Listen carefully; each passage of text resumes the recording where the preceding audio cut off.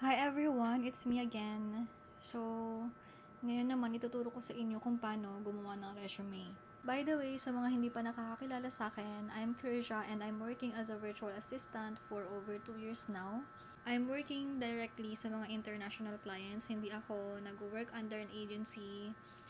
Naghahanap lang ako ng sarili kong clients. Ito yung pinaka-updated ko na resume. And ipapakita ko sa inyo para meron kayong basis or meron kayong idea kung ano yung kailangan nyo ilagay. So, sa resume, iba't iba yan. Depende sa target clients nyo or sa target company na applyan nyo. Usually kasi, yung mga recruiters, mas gusto nila yung 1 page lang or 2 pager.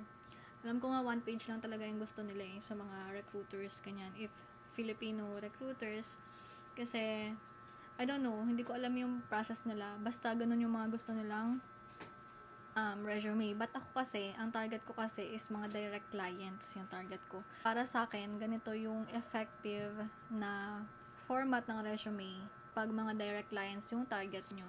First, of course, yung whole name mo, kailangan nakalagay dito.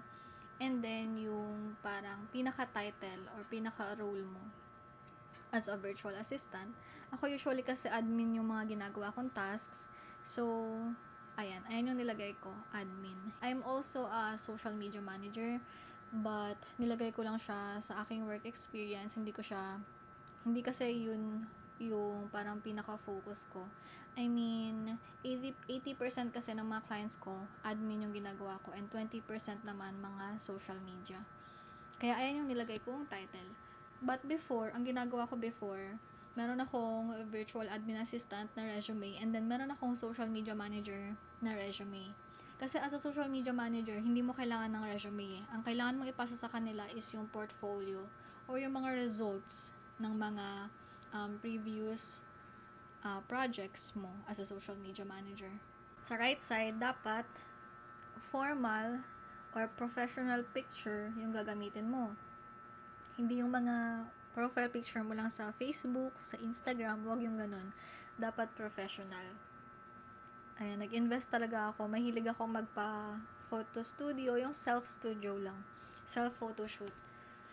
And, ayun, pwede kayong mag-ganon, siguro 500 pesos, tapos makakaipon na kayo ng sobrang daming professional picture. And then, dito sa details, nakalagay dito address, phone number, and yung email. Dinalit ko muna for now. Syempre, confidential shop. And then, sa About Me section, parang overview about sa'yo and kung ano yung mga ginagawa mo, kung paano ka nakakatulong sa mga clients. And then, sa education, hindi naman talaga to papansinin ng clients, pero, syempre, sa resume, ilalagay natin yung education.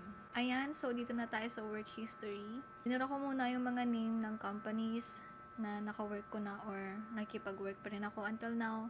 So ito yung pinaka first client ko. Nag-start ako February 2023 and until now nag-work pa rin ako sa kanya. And then ito yung mga tasks na ginagawa ko sa kanya daily.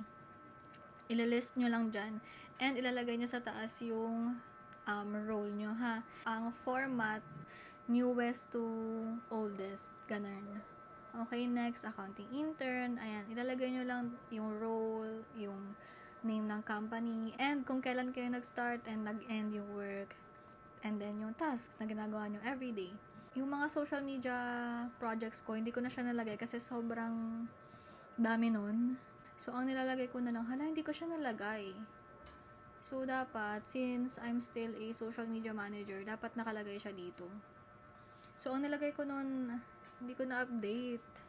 Kailangan ko tong i-update. So, dapat meron pa ditong freelance social media manager bago to. Kung social media manager din kayo, ganun na lang yung ilagay nyo. Freelance social media manager. Kasi kapag isa-isahin nyo, ang dami nyo nang na-handle na mga accounts, ang dami nyo nang na-handle na pages ng companies. Hindi siya magkakasya sa resume. And again, kapag social media manager, yung role na ina-apply nyo, hindi naman necessary yung resume. Portfolio yung kailangan. Yung mga skills ko, nakalagay lang dyan. And yung tools na madalas kong gamitin. So, para maglagay kayo ng tools, ang i-click nyo lang, of course, ida-download nyo muna lahat ng logo. Ayan, for example, Shopify. Gumagamit kayo ng Shopify. I-download nyo lang yung logo ni Shopify. Search nyo lang sa Google. Ganito i-search nyo sa Google.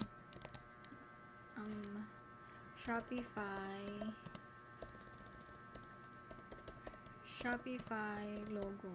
Search nyo lang yan sa Google, tapos i-download nyo. And then, kapag na-download nyo na, nasa device nyo na, nasa laptop or computer nyo na, click nyo lang tong insert, and then picture from file, tapos ayan, i-click nyo lang. For example, ito yon yung logo ni Shopify. Insert nyo lang, tapos, ayan na, papasok na siya dyan. And then, i-arrange nyo lang siya. Lalakihan nyo, liliitan, tapos i-move nyo, ganyan. So, always pala, kapag nag-i-insert kasi kayo dito sa document or sa Word, kapag nag-i-insert kayo dyan ng picture, usually, hindi nyo siya na-move ng flexible, ng freely, ganyan.